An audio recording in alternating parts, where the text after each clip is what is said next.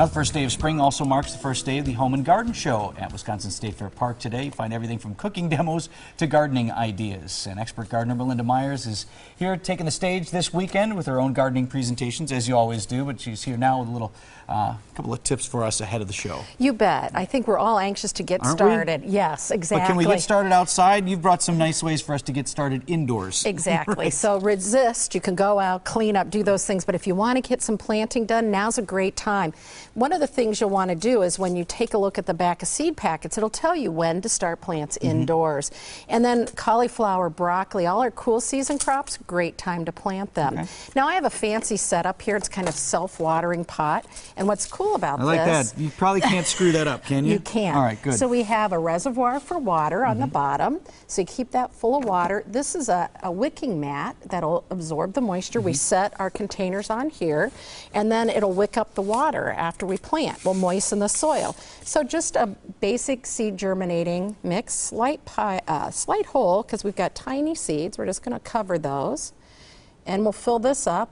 I usually put 2 just in case one doesn't germinate. And then we'll moisten this, and then we've got a built-in greenhouse. So once we've moistened this, cover it, it's like a mini greenhouse. As soon as they sprout, get them in a good sunny window or under artificial light, and it works well. Heating mats, this is one designed for the windowsill, but a heating mat's a great way to provide bottom heat. Don't use a heating pad for people, use one for seeds, or put these in a warm spot. But this looks like a little bit more of a project over here. Exactly. Right? So gardeners, we like to stretch our planting dollars. So you could recycle an egg carton, great at Easter time with all those dyed eggs. How about a fast food container? Fill that with potting mix, punch some holes, you've got a built-in lid.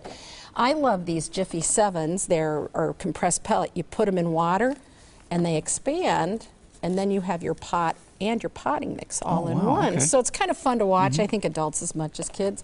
And then strips of paper. We just roll those up and we make a little pot out of our newspaper. Oh, sure. So kind of a fun and easy way.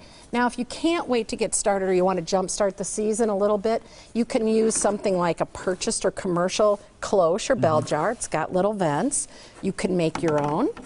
An old milk jug, cut the bottom, use the cap to kind of trap the heat, vent it. My favorite is easy, no construction needed. This is just a fabric that lets air, light, and water through.